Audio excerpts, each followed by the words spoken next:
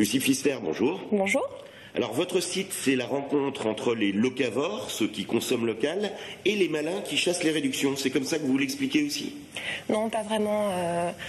Nous ne sommes pas dans une démarche uniquement de chasseurs de remise avec le site Alzadil.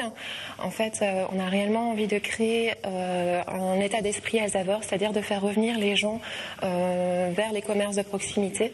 Donc il pourrait y avoir de plus grandes adresses, mais aussi et surtout des adresses plus locales avec des plus petits commerçants et artisans. Donc la recherche première n'est pas seulement la recherche de réduction, c'est de mettre en avant par cette interface de communication, par ce site internet, de mettre en avant les commerçants et artisans qui ont pignon sur rue dans les villages. Alors commençons par l'aspect le plus délicat dans ce domaine, la chasse à la remise. Après avoir été très en vogue, le leader dans le domaine, il s'appelle Groupon, on peut le citer, a dû essuyer beaucoup de critiques. Est-ce que vous, de votre côté, vous garantissez que tous les acheteurs sur votre site seront servis, auront leur objet ou leur service ? Oui, évidemment. Donc en fait, il y a vraiment une démarche de partenariat avec les commerçants artisans. On définit toutes leurs contraintes, j'ai envie de dire logistiques, c'est-à-dire on voit ensemble le nombre de personnes maximum qui peuvent recevoir sur une période donnée. Et quand on négocie un certain nombre de coupons, c'est que le commerçant et l'artisan est capable d'assumer ce nombre de coupons sur la période donnée. Donc ce qui veut dire que vous garantissez aussi aux commerçants partenaires que vous ne les noierez pas sous des masses de gens qui payent à moitié prix? Non, pas du tout. Alors dans les services, on peut comprendre de telles remises, mais quel intérêt pour une entreprise alsacienne qui vend un produit de passer par vous?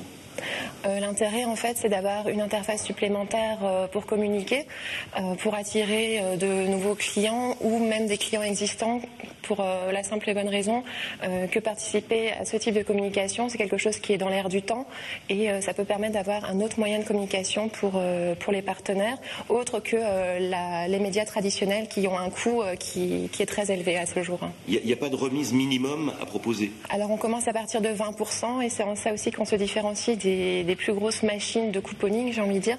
On propose des remises de 20 à 50% parce que c'est poser la question du juste prix des choses. Quand on va au-delà de 50% de remise, alors déjà les marges vont être trop négligées pour les partenaires, donc c'est pas respecter leurs produits ou leurs prestations de service, donc on s'arrête à 50% et en dessous de 20% de remise, on a estimé que pour l'Alzavore, donc le consommateur final sur Internet, l'offre ne serait pas suffisamment attractive. Alors parlons-en de cet Alzavore, c'est vrai que ça a le vent en poupe en ce moment. Est-ce que ça l'a plus dans notre région? Les gens ont plus tendance à consommer des produits locaux que dans d'autres régions?